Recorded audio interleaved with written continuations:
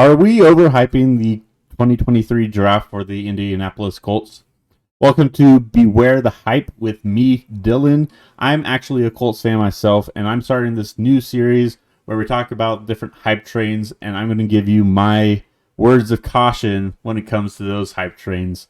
And I'm starting off with my own bias, so that way you know in the future that what I'm telling you is golden. You can depend on what I'm saying as truth, because I am telling you right now my own bias, and that clears me of everything else. And don't pay attention to third and wrong, because that was a mistake. But anyways, before we get into this video real quick, drop a comment on who your favorite team is, and we can discuss things in the comment section. We always like to talk back and forth with people that comment, so do that real quick. Subscribe if you haven't already, and let's get into this intro.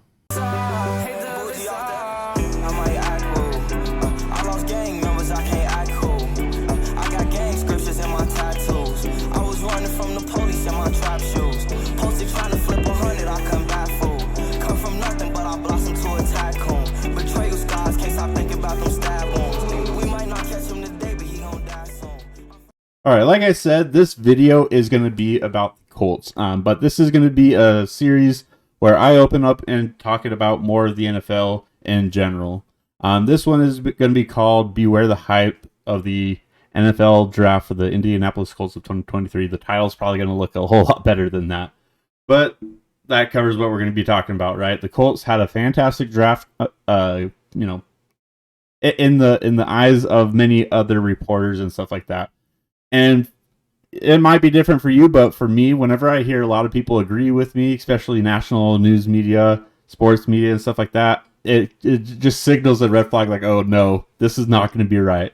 So that's kind of why I'm doing this one, starting off with the Colts, because it just feels like we're getting overrated, overhyped. So I'm putting some water on this fire real quick. That way, come the season, hopefully this overhype kind of gets more realistic, and we can exceed those expectations from that point. It's hard to exceed the best draft class when they haven't even touched the field yet. So I'm here not to hate on the Colts, because obviously I'm a fan, but I'm here to give you a little bit more realistic, touch the earth. Let's talk about this and not be just sensationalized. So we'll hop into this. I'm sure most people know who the Colts have drafted into their team for this year, the 2023 team. But the biggest thing here obviously the biggest thing is Anthony Richardson, but it's a umbrella concept that covers the Colts draft this year, and that is the RAS score. Those who may not know that, the RAS score is relative athletic score, basically. So what that does is it compares players per position, their physical traits, their timing in different workouts and stuff like that, like at the combine, the 40-yard dash, 3-cone drill, all the usual metrics that you get during the draft process. And, besides maybe one player, all of the players that the Colts have drafted are in the 90th percentile of all the athletes in their position. So, that has led a lot of people to say, man, this is a great draft for the Indianapolis Colts. And I'm going to show you here. This is PFF. I pulled them up first. Maybe the only one I'll pull up. And they gave us an A+, which scares the crap out of me, because honestly, like I said, if the national media is agreeing with me, I immediately think I have to go the other way, because it just does not feel right. So I am on this train because I want the Colts to be, I don't want them to be, I want everyone to underestimate us. I think the Colts play a lot better when they're underestimated, and that sets us up better for the season. So that's what I'm doing here. Not hating. I'm just trying to, bring us down to earth a little bit on our draft class. So, like I said, we took Anthony Richardson. Most people have heard about Anthony Richardson, and I love the kid. Before the draft, I didn't get to know a whole lot about him other than what his stats were, what his film looked like, his highlights, all that good stuff. And that's what being an armchair scout, I'm limited to that kind of thing. So I'll take full acknowledgement that I do not know enough to give you a real accountability, real accountability for what these players are going to end up being. But with Anthony Richardson, after we drafted him, there's a lot more things that come out. He's a really good dude. I think he's a kid that a lot of people can look up to, even if you're older than this kid, because he just has such a good heart. He has a good mind on his shoulders. He's got a good family around him, and just you gotta love to see that coming from your quarterback. So I'm super pumped about Anthony Richardson. But let's bring it back down to earth. And I know a lot of people say, yeah, let's be patient on his accuracy. That's definitely something there too. But the other part of it too is Anthony Richardson is a runner. And I have, for the last 2 or 3 years since I've had this channel, have consistently always talked about you have to be a mobile quarterback, not a running quarterback. And if the Colts lean on Anthony Richardson as a runner, it's going to get scary because of the injuries.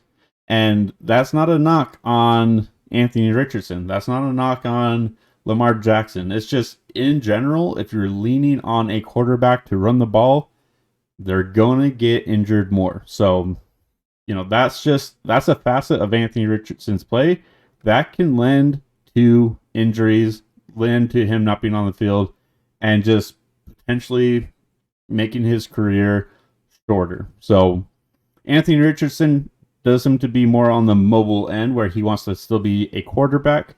I love that. But let's keep him throwing the ball, get the ball out of his hands. Let's not let him get hit, and do everything we can to protect this franchise piece since the last one didn't go so well. Now, moving on, the day 2 picks, we got Julius Brents and Josh Downs. Julius Brents started off. He's a big, tall, fast cornerback.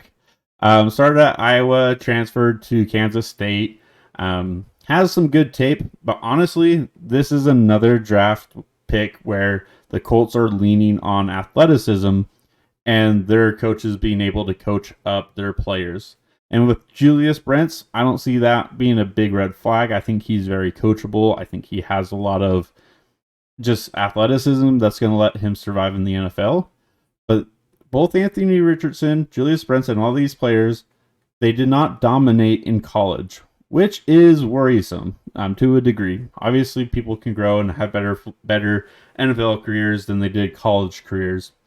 But it seems like we're going to start asking a lot of players to play better in the NFL than they did in college. And that's a very tough ask to have on a team, especially young players. Moving on from Julius Brents, though, Josh Downs, I think he's the most surefire day 1 productive rookie. The reason why I say that is he produced and dominated in the college, and that's one of the only players that we have that you looked at in college, and he was dominant in his position. Now, he wasn't drafted higher because he does lack size. He is shorter. I think he's 5'9", 5'10", but he does play high. He does play bigger than his frame, and that's a lot to ask for a wide receiver nowadays.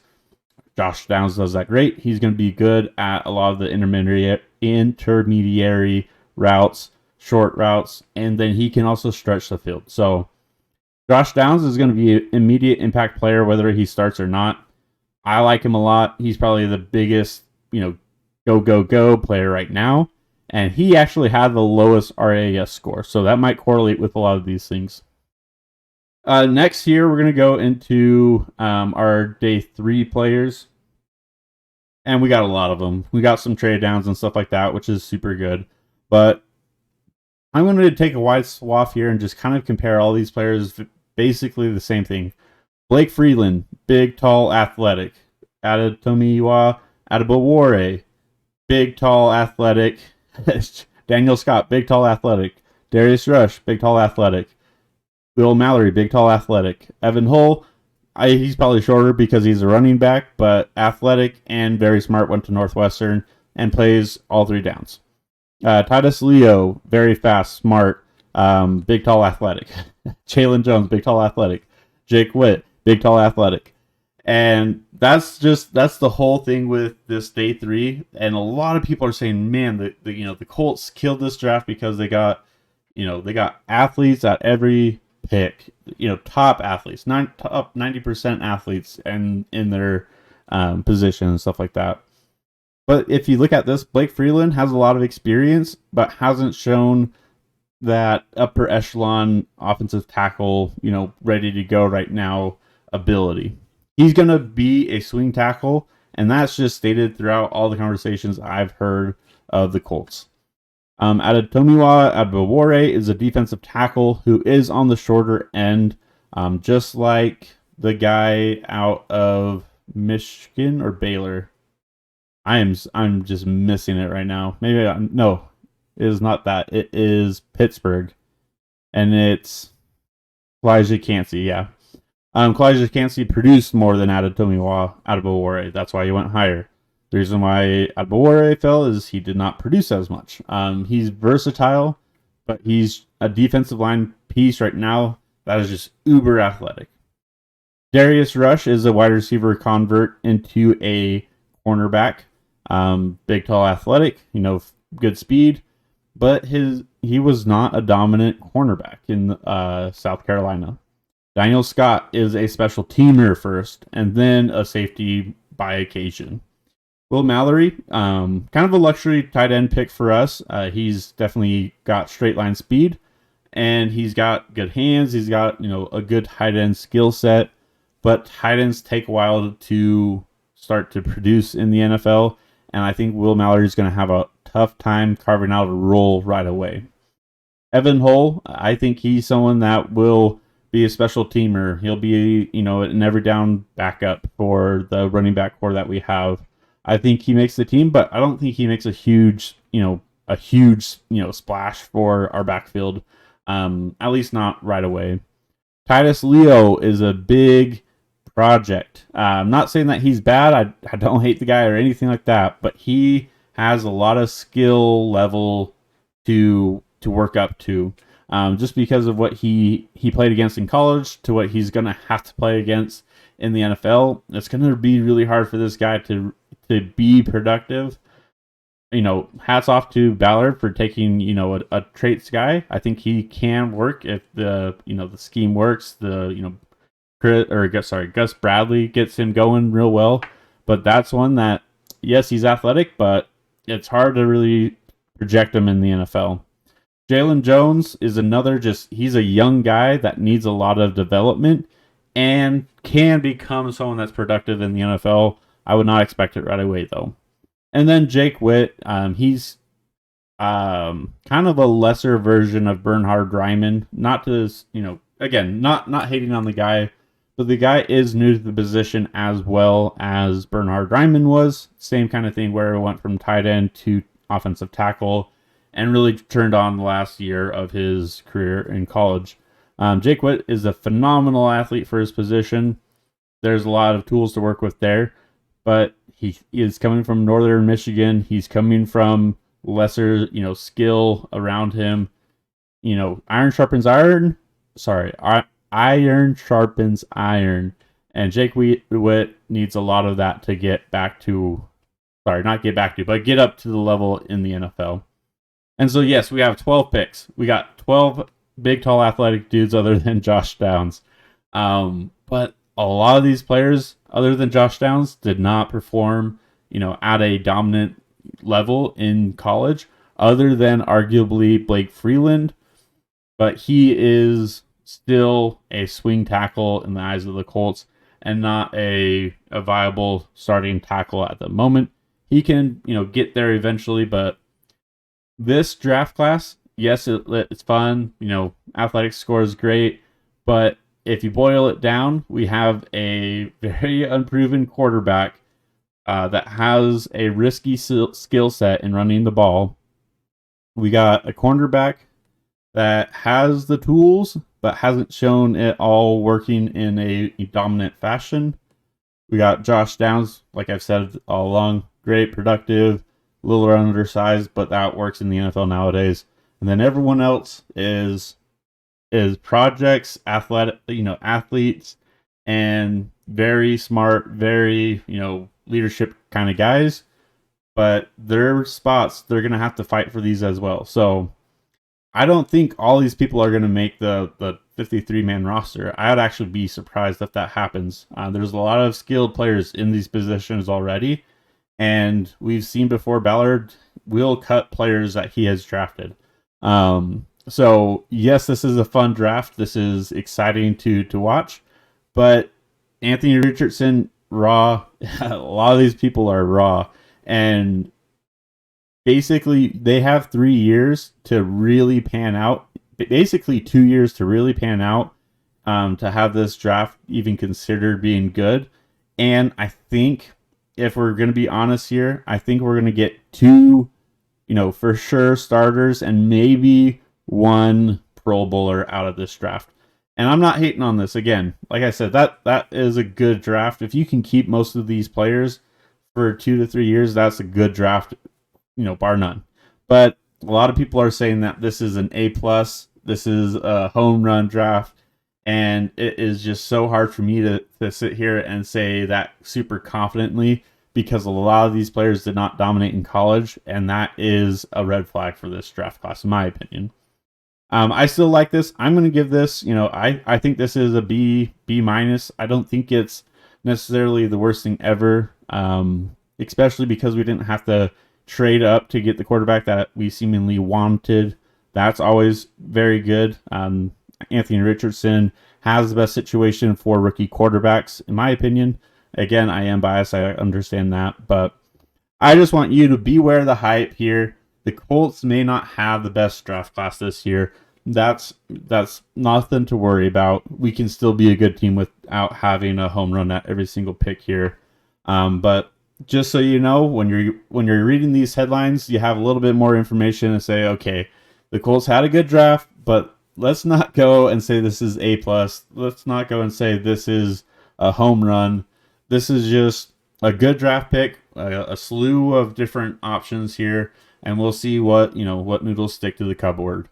But other than that, thank you for watching to the end of this video. We are going to be doing more of these Beware the Hype videos, so if you like this, definitely stop and give us a like. Comment any opinions that you might have. Like I said, we love to comment back and reply to the people that watch our videos. And subscribe if you haven't already. You get more of our content. But other than that, enjoy this off season, and we'll get ready for this 24 NFL season. Peace.